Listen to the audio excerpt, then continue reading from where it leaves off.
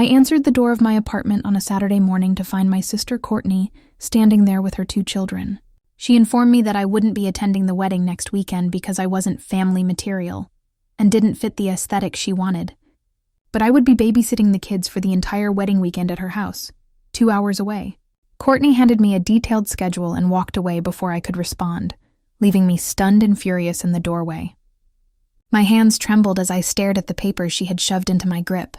7-year-old Emma and 5-year-old Jackson had smiled sweetly at me before their mother dragged them down the hallway. The slam of the building's front door echoed in my bones. I walked back into my apartment, collapsed onto the couch, and read through Courtney's demands. The schedule was typed in that annoyingly perfect font she always used, color-coded and laminated. It detailed the Friday evening pickup at 5, overnight stay at her house in Stamford, specific meal instructions including Emma's supposed gluten sensitivity and Jackson's refusal to eat anything green, and activities planned down to the 15-minute increment.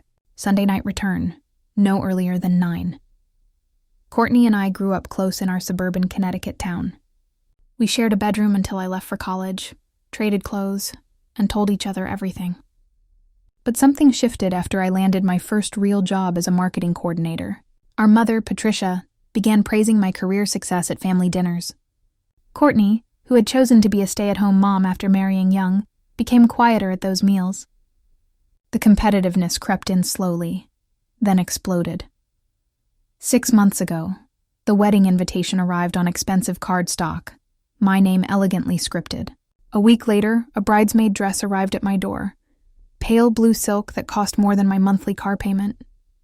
I was honored, even excited. Courtney was marrying Tyler, a finance guy from a wealthy family in California.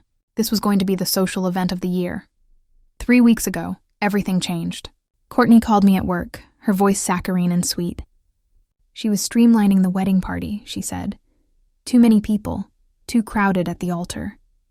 She would be keeping only our cousin Amanda as maid of honor. I swallowed my hurt and told her I understood.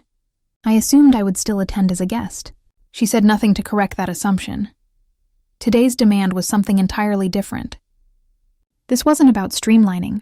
This was about control and cruelty, wrapped in a bow of family obligation. I called my best friend Lauren immediately. She picked up on the second ring, already sensing disaster from my tone. Her voice rose 3 octaves as I explained the situation while pacing my apartment. Lauren was outraged in that fierce, protective way that made me love her. She told me to refuse, block Courtney's number, and forget the whole toxic mess. But as I looked at the schedule again, something made my stomach churn. The wedding was at an exclusive vineyard in Napa Valley.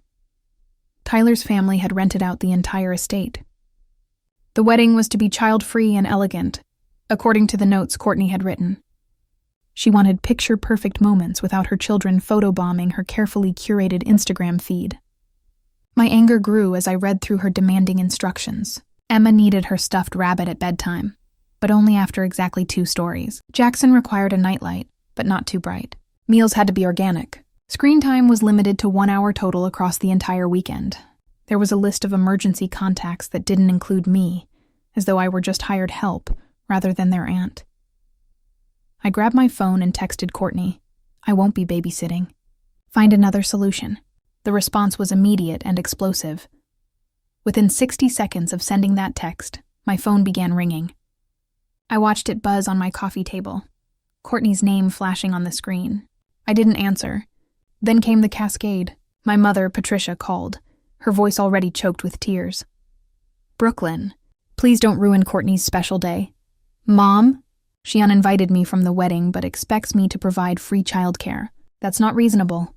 She's overwhelmed with planning. You know how stressful weddings are. Can't you just help your sister this once?" I tried to explain the unfairness, the manipulation, and the cruelty of it all.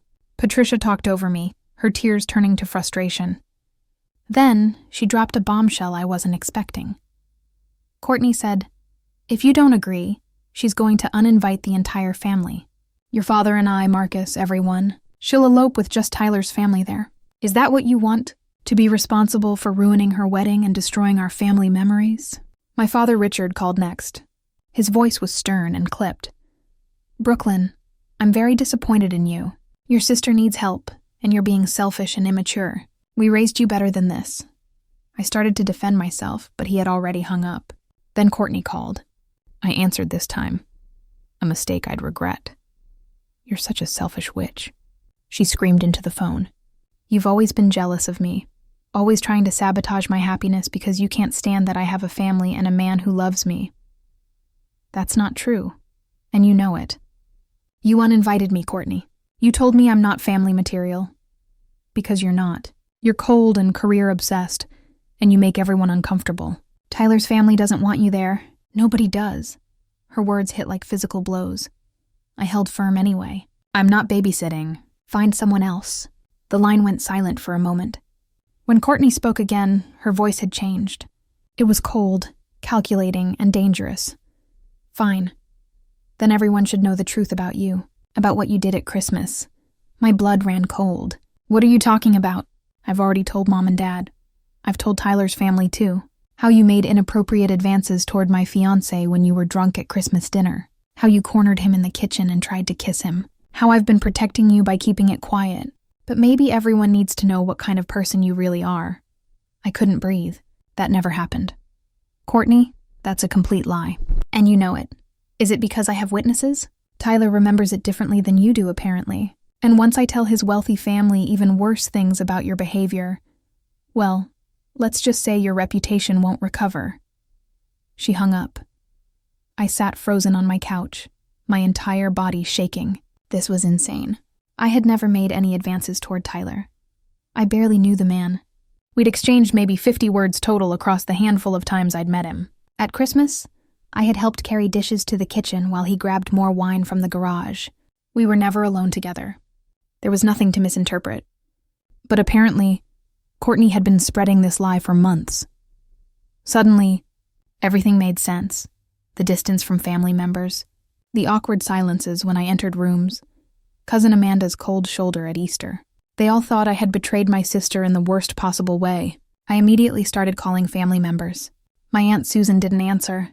My Uncle Greg listened for 30 seconds before saying, I think it's best if we stay out of this, Brooklyn.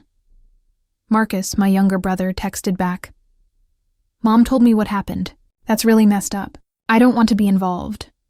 I tried calling Tyler directly, but it went straight to voicemail. I left a message explaining that Courtney was lying, that nothing had ever happened, that this was manipulation. He never called back. The weekend stretched ahead of me like a prison sentence.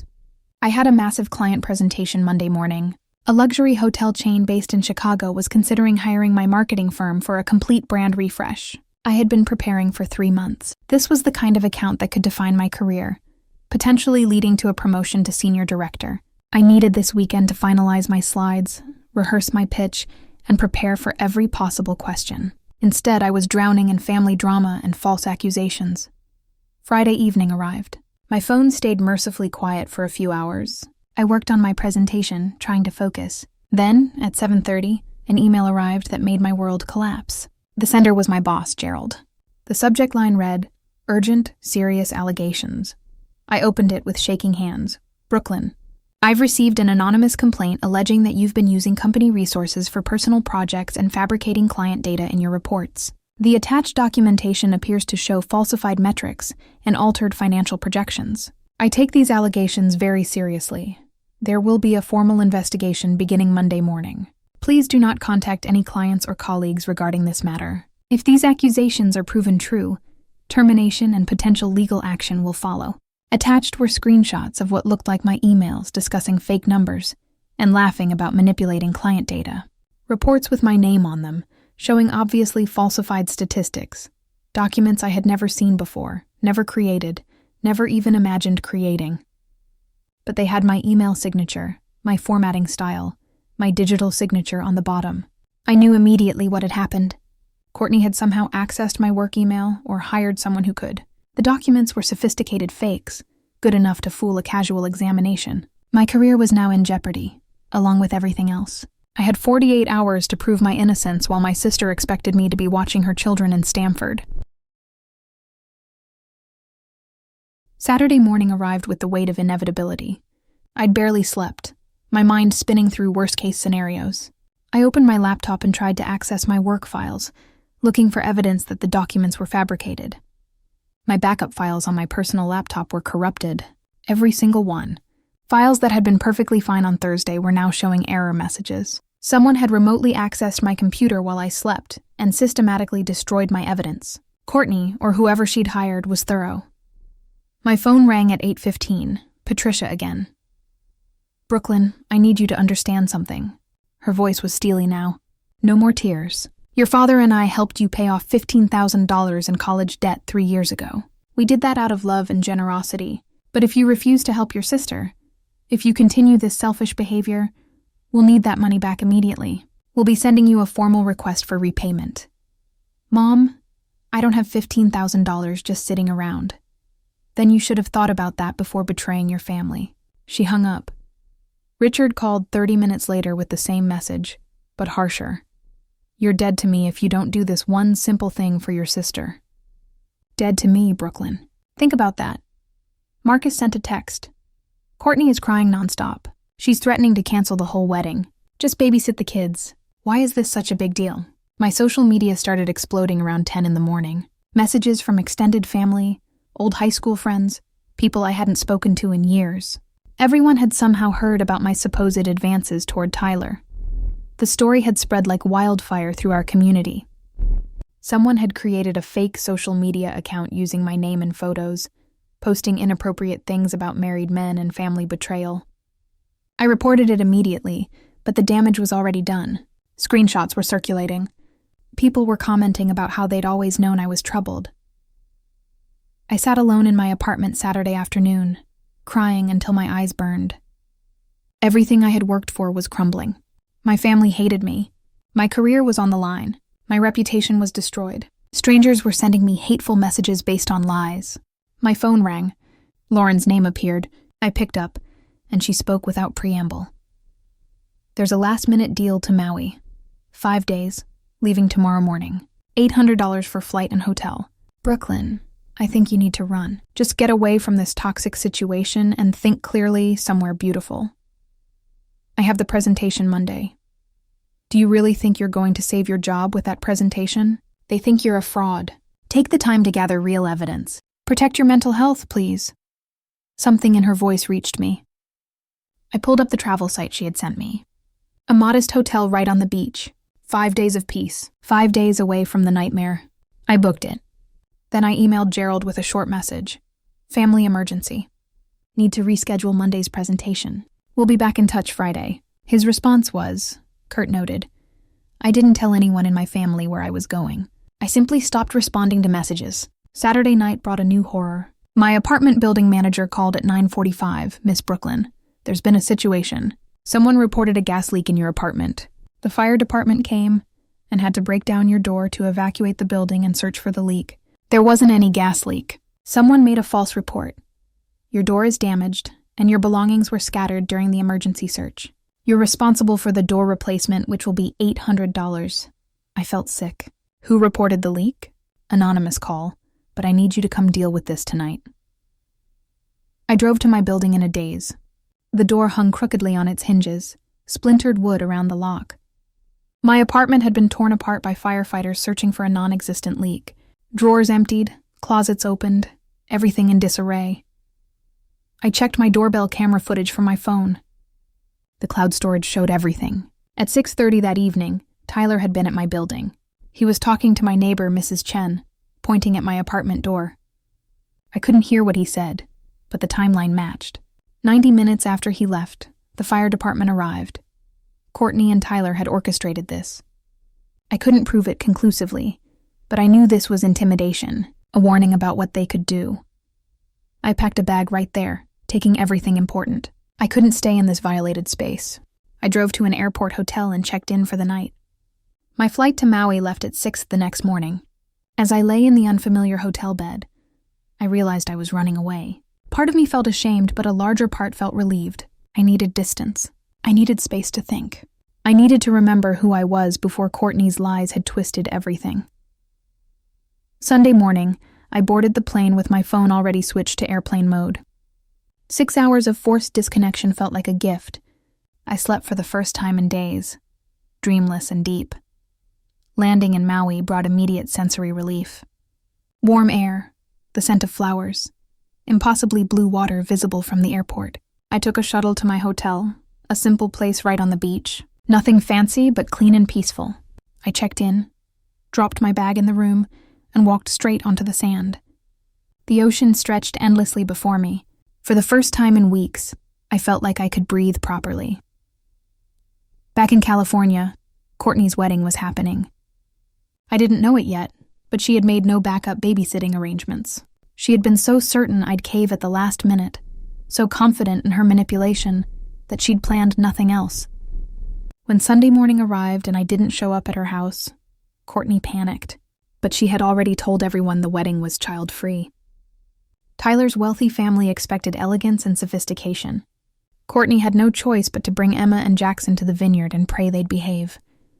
I didn't know any of this as I sat on the beach Sunday afternoon. I'd turned my phone back on, bracing for the onslaught. 317 missed calls and texts, 17 voicemails. My email inbox was flooded. I listened to one voicemail from Patricia. She was hysterical, sobbing incoherently about how I destroyed everything. How could I do this? How Courtney was devastated. I deleted the rest without listening. Then came an email from Gerald marked urgent in the subject line. The investigation had found more evidence of my alleged misconduct. Someone had sent him screenshots of emails where I supposedly discussed selling company secrets to competitors. The emails looked real. My writing style, my signature, everything. Gerald's email was final. Based on the evidence, I have no choice but to terminate your employment effective immediately. Your final paycheck will be mailed to your address. Please return all company property by Friday. I was fired. I sat on that beach in paradise and cried until a hotel bartender named Sophia brought me a glass of water and asked if I was okay. Through my tears, I told her everything. This stranger listened to my entire story without judgment. Sophia told me she had escaped an abusive family situation 5 years ago. She had left Tennessee with $300 in a backpack, started over in Hawaii knowing nobody. She said, "Sometimes you have to lose everything to find out who you really are." Her words helped, but they didn't solve anything. Without my job, I couldn't pay my rent. I had about $6,000 in savings. This trip was costing me $1,800. The door repair was $800 more. My parents wanted $15,000 back. The math didn't work. My life was falling apart in slow motion. Monday evening, Hawaii time, I finally looked at social media. I'd been avoiding it, afraid of what I'd find. The reality was worse than I'd imagined. Multiple videos had been posted from Courtney's wedding. I watched with morbid fascination as Emma and Jackson ran screaming through the ceremony, knocking over the elaborate flower arrangements. Jackson threw food at guests during the reception. Emma broke an expensive crystal centerpiece. The beautiful vineyard wedding had descended into chaos. The videos had thousands of views. Comments ranged from sympathetic to mocking. But then I found Courtney's post and my blood turned to ice. She had written a long statement, posted on all her social media accounts. It had already been shared over 10,000 times. This tragedy happened because my sister Brooklyn refused to babysit and sabotage my wedding by encouraging my children to misbehave. She has always been jealous of me and wanted to ruin my special day. Brooklyn is a cruel, vindictive person who can't stand to see others happy. She recently lost her job due to unethical behavior and decided to take her anger out on me. I'm heartbroken and devastated. The post included photos of me, my full name, my former workplace, everything. Hundreds of strangers were commenting, sending me hateful messages. Some were finding my professional profiles and leaving negative reviews. My phone started receiving threatening texts from people I'd never met. I had become the villain in a viral story. Courtney had weaponized the internet against me. My face was everywhere, attached to lies and hatred. I turned off my phone and sat in my hotel room, feeling like the walls were closing in. Tuesday morning brought a fresh nightmare. Courtney's post had been shared over 20,000 times now. News blogs had picked up the story. Jealous sister sabotages dream wedding. My face was on actual news websites with articles full of false information. The story they told.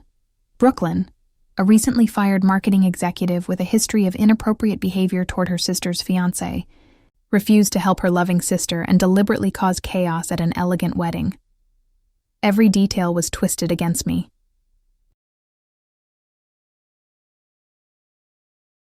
An email arrived from my industry's professional association. Multiple members had filed complaints based on the viral story and the fake work misconduct, allegations. My professional certifications were under review. If they found the complaints credible, I could lose credentials I'd worked 10 years to earn. My LinkedIn was flooded with comments from colleagues distancing themselves from me. Former clients were publicly stating they'd never work with me again. My entire career wasn't just destroyed. It was obliterated. I checked my bank account to assess the damage. Then I saw something that made me physically ill. My parents had somehow accessed the account. They'd been listed on it when I was in college for emergency purposes. I'd never removed them, never imagined I'd need to. They had withdrawn $15,000. My account showed a balance of $4,000 after overdraft fees. I had no money. Zero. Negative money. The hotel front desk called my room. My credit card had been declined for the remaining balance. I needed to pay $800 immediately, or they'd involve the police for fraud.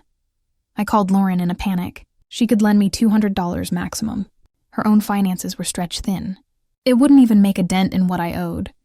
I sat on the hotel bed, hyperventilating. No money, no job, no family support, no reputation. I was in Hawaii with no way to pay my bill, no way to get home, no future visible anywhere. My phone rang. Courtney. I almost didn't answer, but something made me pick up. "You deserve everything that's happening to you," she said cheerfully. "Everyone knows what you really are now. A jealous, pathetic loser who tried to ruin my happiness. Why are you doing this to me? Because you've always thought you were better than me. Your fancy job, your independent life, Mom's constant praise. I got tired of being compared to perfect Brooklyn. Now everyone sees the truth. What truth? These are all lies, are they? Because I have proof you told my kids to misbehave at the wedding. I have Emma on video saying you called her Friday night and told her to be naughty. Want me to release that video? It'll go even more viral than the wedding footage." I was never near a phone. I was on a plane to Hawaii. The video looks pretty convincing. My 7-year-old is surprisingly good at following directions when I tell her exactly what to say. She hung up laughing. I realized with absolute clarity that Courtney had planned this for months. Every attack, every lie, every manipulation. She'd set me up to fail, to be destroyed, to lose everything, and she was winning. Sophia knocked on my door an hour later. She brought food and sat with me while I cried. I showed her everything, the bank account, the threats, the viral lies, all of it.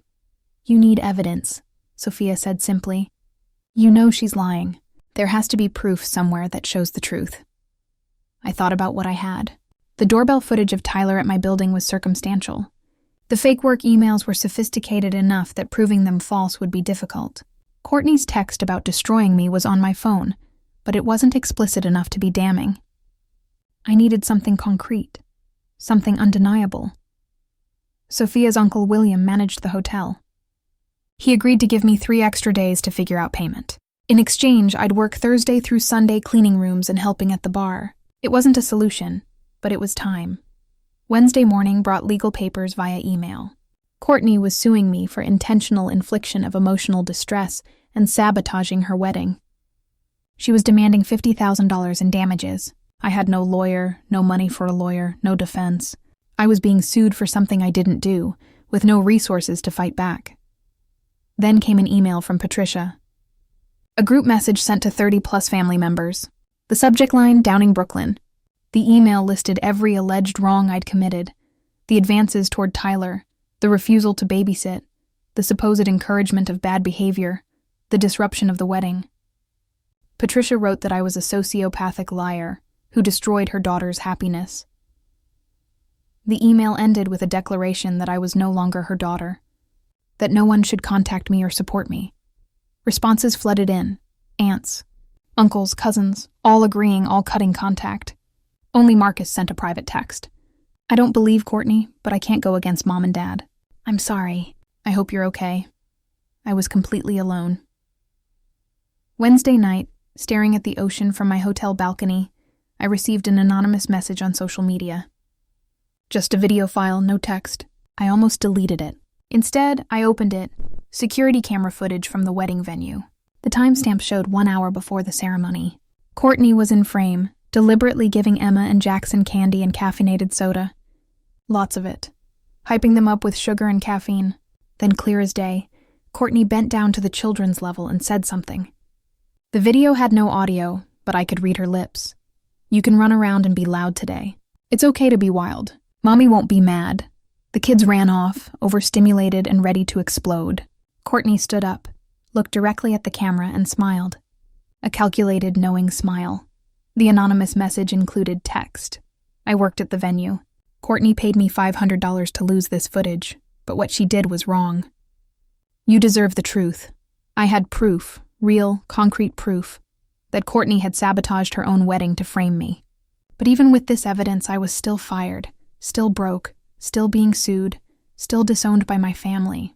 Having the truth didn't immediately fix anything. I saved the video to 3 different cloud accounts and my phone. Then I finally let myself feel something other than despair.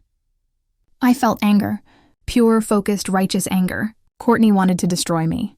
Instead, she'd handed me the weapon I needed to fight back. Thursday morning, I met Sophia at the hotel bar before my first shift. I showed her the venue security footage. Her eyes widened as she watched Courtney deliberately set up her own children to fail. This changes everything, Sophia said. You need a lawyer, I explained. I had no money for a lawyer. Sophia pulled out her phone and made a call. Her friend Jennifer was a lawyer in Honolulu who did pro bono work for cases involving family abuse and manipulation. Jennifer agreed to a video consultation that afternoon. I explained everything while she took notes. She reviewed all my evidence, the security footage, the doorbell video of Tyler, and the IT analysis from my colleague James showing the fake work emails originated from an IP address in Connecticut. You have a strong case, Jennifer said, but I need to be honest, this will be brutal and public. Courtney's already made this a social media circus. Fighting back means more exposure, more scrutiny. Are you ready for that? I thought about the alternative, letting Courtney win, living with these lies forever, never clearing my name. Yes, I said. I'm ready. Jennifer outlined the strategy. First, we'd respond to Courtney's lawsuit with a countersuit for defamation, fraud, and intentional infliction of emotional distress. We'd include all the evidence. The filings would be public record. Media outlets that covered the original story might cover this twist too. Second, Jennifer would contact Gerald with the IT evidence showing the work emails were fabricated. Even if he couldn't rehire me immediately, he could clear my name officially. Third, we'd file paperwork to sue my parents for the unauthorized withdrawal since they were technically still on my account. It was a civil matter, not criminal.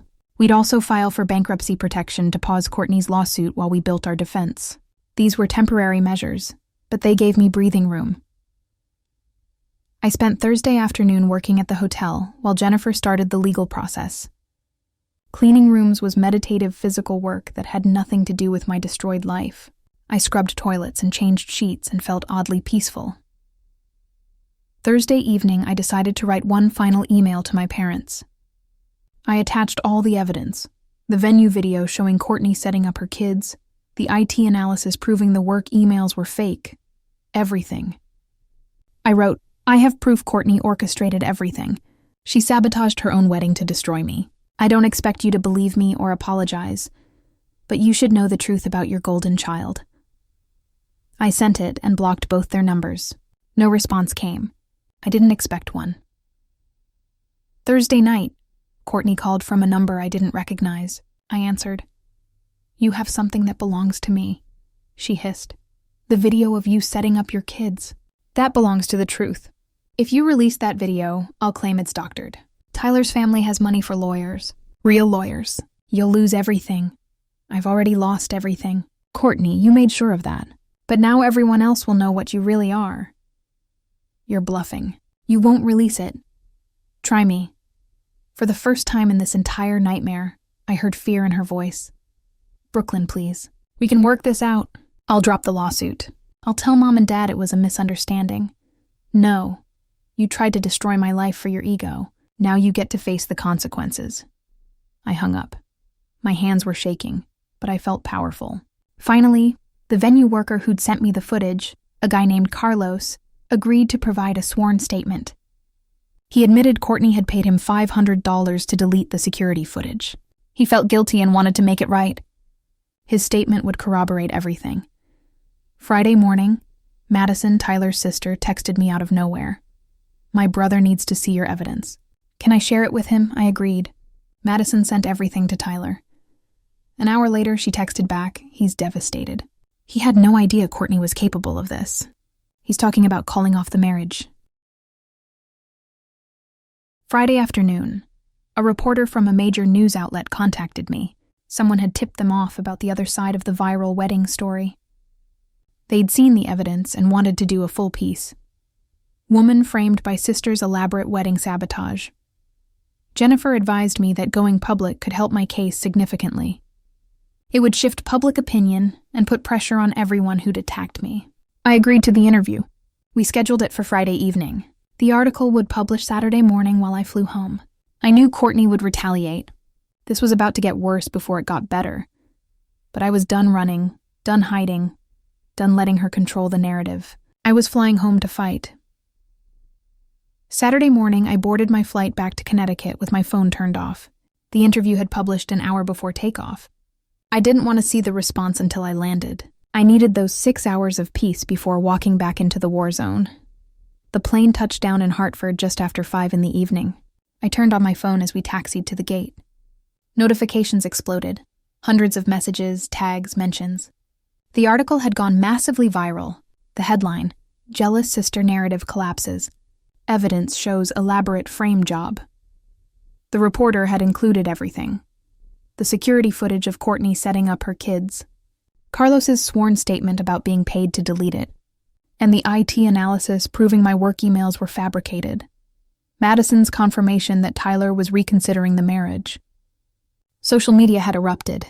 The same people who had attacked me days ago were now apologizing or deleting their comments. The story had flipped completely. Now Courtney was the villain, and I was the victim who'd been publicly destroyed. I should have felt vindicated. Instead, I felt exhausted. I took a rideshare to my apartment building. The broken door had been temporarily repaired. I walked into my scattered apartment and started picking up the pieces, literally and figuratively. Within an hour, there was pounding on my door. I looked through the peephole. Police officers. My stomach dropped. I opened the door. "Ma'am, we have a restraining order request from Courtney Anderson. She's claiming you've been threatening her life. We need to ask you some questions." They showed me screenshots of text messages, supposedly from my number, saying violent things to Courtney. Graphic threats, detailed descriptions of harm. "These aren't from me," I said immediately. "My phone records will prove it.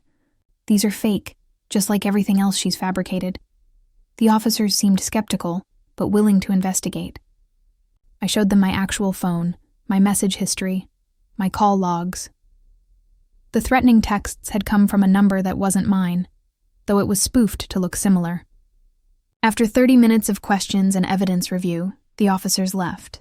They said they declined to enforce the restraining order based on clear evidence the threats weren't real, but they warned me that Courtney could still pursue it in civil court.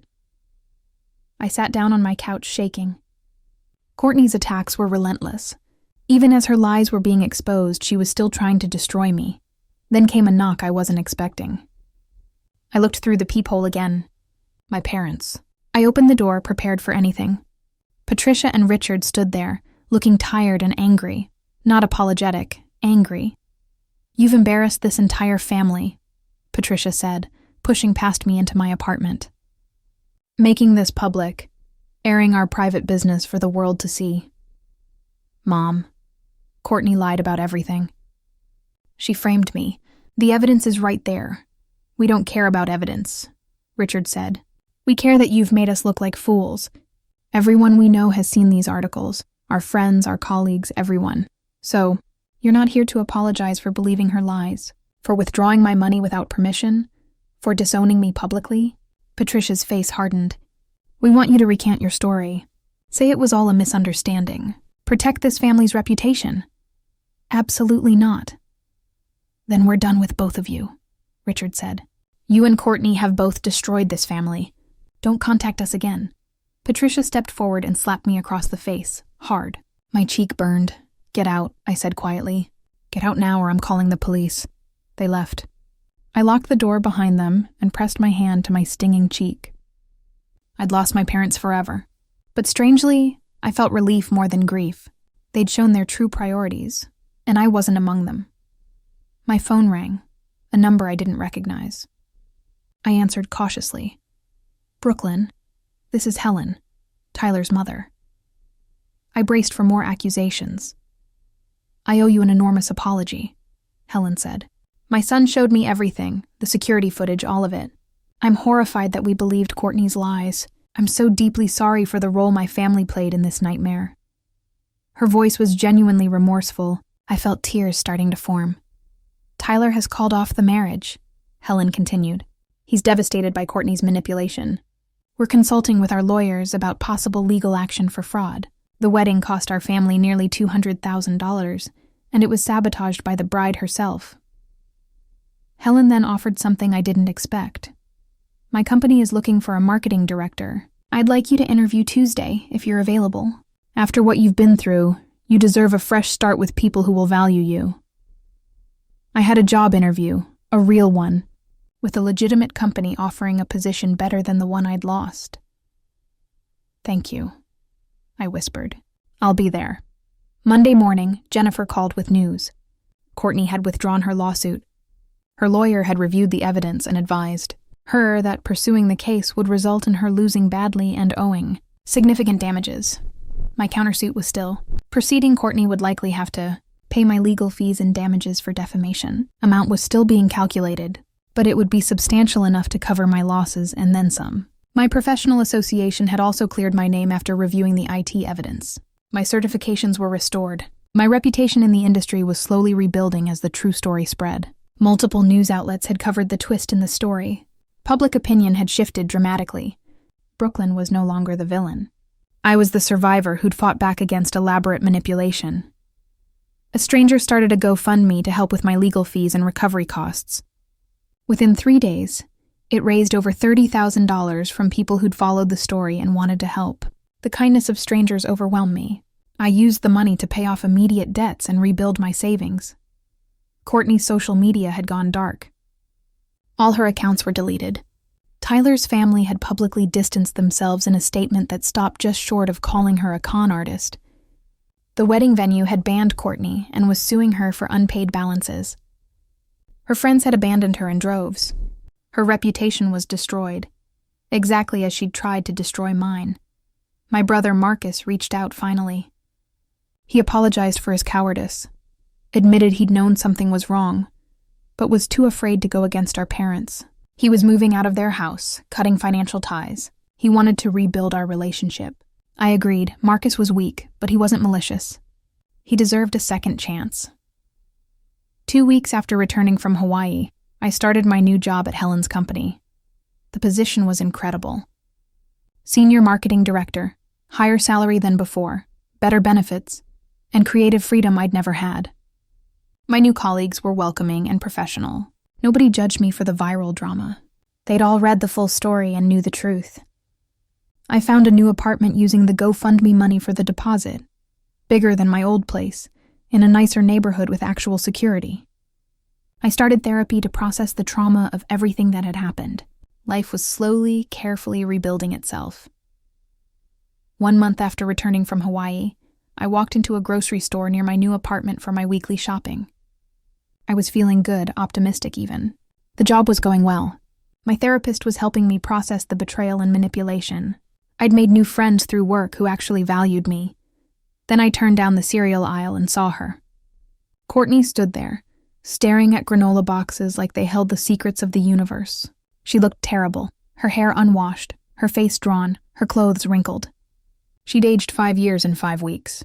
She saw me. Her face crumpled. I could have walked away. Part of me wanted to, but another part needed this confrontation, this final chapter. "Brooklyn," she said, her voice breaking. "Please, I need to talk to you. I don't think we have anything to say to each other. I'm sorry." Tears started flowing down her face. "I'm so sorry for everything. You were right about all of it. I was jealous and cruel, and I destroyed both our lives because I couldn't handle my own insecurity." I stood there, card in hand, watching my sister fall apart in the cereal aisle. "Mom always compared us," Courtney continued. "Every achievement you had, she'd mention it at dinner. Your promotions, your awards, your independence. And I was just the stay-at-home mom with the screaming kids and the boring life. I felt worthless. I felt like I'd failed. So, you decided to destroy me instead of dealing with your feelings. Yes, I know how insane that sounds. I needed therapy years ago. I needed to work on myself instead of tearing you down. But I was so consumed by jealousy that I convinced myself you deserved it, that you'd stolen the life I should have had. I never stole anything from you. I worked hard and made different choices. That's not a crime, I know. I know that now. Tyler left me. Mom and Dad won't speak to me. I lost all my friends. I'm living in a rental apartment with my kids, working retail because no one else will hire me. My whole life is destroyed and it's my own fault. She wiped her face with her sleeve, mascara streaking. I don't expect forgiveness, Courtney said. I don't deserve it, but I wanted you to know that I understand what I did was evil, calculated, and cruel. And I hate myself for it. I looked at this woman who'd shared my childhood, my bedroom, my secrets, the sister who'd once been my best friend before jealousy poisoned everything. What you did was cruel and calculated, I said quietly. You destroyed my career, my reputation, my finances. You turned my own family against me. You tried to make the entire world hate me because you couldn't handle your own inadequacy. I lost months of my life to your manipulation. I know, she whispered. But I hope you get help, Courtney. Real help. Therapy, medication, whatever you need. Not for me, but for your kids. Because they don't deserve to grow up with a mother who's this broken and vindictive. I'm in therapy 3 times a week. It's court-mandated for my custody arrangement. Good. I genuinely hope it helps you become a better person. Do you forgive me? I thought about that question carefully. Forgiveness felt too big, too generous for what she'd done. No, I said finally. I don't forgive you, and I don't want you in my life. The damage you caused was too severe, too intentional, but I don't hate you either. I pity you. I hope you find peace someday, but you need to find it without me. I walked away, leaving her crying in the cereal aisle. It was the last time we spoke. 6 months later, I was thriving. My job had already led to a promotion. I was now director of marketing strategy, leading a team of 12 people. The work was challenging and rewarding. My colleagues had become genuine friends. I'd started dating someone I met through work, a graphic designer named Andrew, who was kind and stable and had zero tolerance for manipulation. We took things slow, building trust carefully. He knew my story and never judged me for it. Marcus visited regularly. Our relationship had grown stronger than it ever was before. He'd cut contact with our parents, completely chosen his own path. We had dinner every Sunday, rebuilding the sibling bond that should have been there all along. I still had no contact with Patricia or Richard. They'd chosen their pride over their daughter. And I was finally okay with that. You can't force people to value you. You can only value yourself and find people who do the same. The money from the countersuit settlement had arrived, $55,000 total. I'd used it to pay off all my debts, build a solid emergency fund, and donate $10,000 to organizations that help people escape abusive family situations. If my pain could help someone else find freedom, it was worth something. I thought about that moment in Hawaii, sitting on the beach, feeling like my entire life had ended. I'd been so destroyed, so broken, so certain I'd never recover. But sometimes destruction is necessary before reconstruction. Sometimes you have to lose everything to discover what actually matters. Sometimes the people who hurt you most teach you the most important lessons about boundaries, self-worth, and the difference between family and people who actually love you. I learned that blood doesn't equal loyalty. I learned that you have the right to protect yourself, even from family.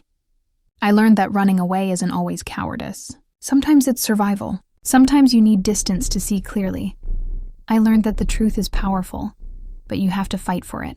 Nobody hands you justice. You have to gather evidence, build your case, and stand up for yourself even when the whole world seems against you. I learned that strangers can be kinder than family. That chosen family, the people you select to surround yourself with, can be more valuable than any blood relation. Most importantly, I learned that I'm stronger than I ever imagined. I survived what felt like total annihilation. I rebuilt from nothing and came out better, happier, healthier on the other side. Now, standing on my new apartment balcony, Watching the sunset over the city, I felt genuinely at peace for the first time in years. The drama was behind me. The lies were exposed. The truth had won. I was free. Finally, completely free. And that freedom was worth everything I'd lost to gain it. So let me ask you something. Have you ever had to cut ties with family members who were toxic to your well-being? How did you find the strength to protect yourself when everyone around you said you should just forgive and forget? What would you have done in my situation? I'd love to hear your thoughts in the comments below.